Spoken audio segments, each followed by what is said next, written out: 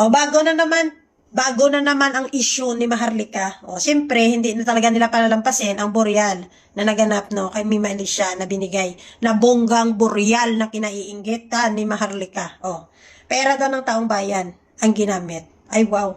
Tanongin nga kita, pera din ba ng taong bayan ang ginamit ni Sarah na nagbigay siya ng 1 million doon sa kapitan na binarel?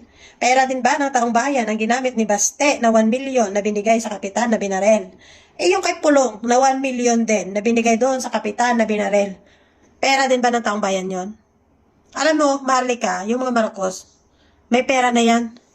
May pera mga yan at kaya nilang bumili ng bulaklak at kahit magpa-buffet pa sila dyan sa namatayan o kahit kumuha pa sila ng bonggang boreal para kay Mima Alicia, kayang-kaya nila bayaran yan. Kahit yung kaluluwa mong itim, kaya nilang bayaran yan. Alam mo, itong nararamdaman mo is inggit yan sa iyong katawan. Nananalay tayong kainggit-inggitan sa iyong katawan. Hindi lang dahil ito sa boreal na napakabungga para kay Mima Alicia, kundi dahil yung samahan, pagkakaibigan, pagmamahalan, pagkakaisa ng mga kaibigan ni Alicia, yun yung wala ka. Kasi kung mapansin nyo nga, di ba? Buhay na buhay pa si Digong, nag-aaway kayo dahil sa humba. Sa dami-dami na pwedeng awayan, humba, pinagtatalunan. Di ba? Hindi na sa humba. Pinagtatalunan nyo din yung pera na pinagkukuha nyo na donation ng mga OFW, ng mga DDS. Pinagtatalunan nyo din yun. Pinagtatalunan nyo din kung sino ang dapat mas mataas sa inyo na mga sip-sip ka mga linta dyan sa mga puon nyo. Nagpapataasan kayo nag-ihi para kung sino yung magiging right hand ni Satanas. Di ba? Di ba ganun ka? O, maiinggit ka. Kasi kung mapansin mo, mula umpisa ni Mima Alicia dito sa vlogging hanggang sa ngayon, yung mga kaibigan niya, mga BBM supporters, hindi siya iniwan. Kahit sa kahuli-hulihang hininga, nandyan sila. At sinisigurado na mabibigyan ng hustisya si Mima Alicia.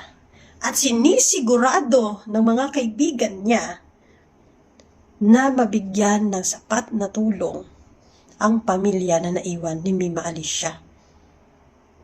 Yun yung wala ka. Yun yung wala kayo. At yun yung kinakamatay-matay mo sa inggit ngayon, di puta ka.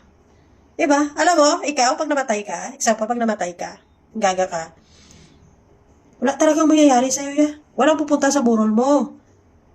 Walang pupunta sa burol mo. Pansinin mo ha, yung mga namatay nyo. Yung mga namatay nyo na mga content creator. Hindi yung mga lang pinuntahan. Hindi man lang kayo nagbigay ng tulong para sa pamilya. Hindi nga kayo nag-effort kahit santan naman lang sana pinadala nyo doon. Or kahit artificial flower na lang. Para hindi malanta. May souvenir pa. Wala nga kayo eh. Wala kayong binigay. Kahit ano, kahit pangamusta nga siguro sa mga pamilya ng mga vlogger nyo nga nagkaramatay sa sakit hindi nyo nagawa. Kaya ngayon kay Alicia, big deal sa inyo kasi nakita nyo ang effort ng mga PBBM vloggers, ng mga kaibigan ni Alicia na talagang grabe yung effort nila at pagmamahal kay Alicia. Yun yung wala kayo mga DDS, yung pagmamahal. Wala kayo noon. Ha? Kaya hanap kayo ng issue dito, si PBBM Binanatan, si Kung Sandro, si FL. Kasi wala naman pakialam si Sarah nyo pag nagkalamatay kayo. Wala naman pakialam yung mga Duterte nyo. Hindi nga lang kinumusta doon, yung mga vlogger nyo. Hindi kinamusta, wala nga tulong. Bakit? Bakit wala? Kasi hindi naman viral eh. Diba? Hindi naman viral yung mga vlogger nyo nagkalamatay. Hindi sikat. O ngayon, itong dare ko kay Sarah. Total, mahilig naman talaga si Sarah sa mga viral issue nga nagkalamatay. Mahilig siya sa mga boreal. O ito, Sara Duterte. Subukan mo kayong pumunta dito sa burol ni Mima Alicia. Try lang natin. O, huwag kayong magpapaniwala ha. Huwag kayong magpapaniwala kay Maharlika na sinasabi niyang pera na taong bayan ang ginamit dito. Tandaan natin, mayaman po ang mga Marcos. Afford po nila bumili ng magandang boreal para kay Mima Alicia. At kahit yung kaluluwa ni Maharlika nga itim, pwede din nilang bilhin yan. Kaso, nakakasuka, ayaw nila. Diba? So, yun. Mag-ingat tayo sa mga fake news, lalo na kay Maharlika, no? Mag-ingat kayo dyan. Mahilig gumawa ng kwento ang gaga na yan. Kailangan niya yan, kasi pag hindi niya yan ginawa, todas siya. Gaga ka.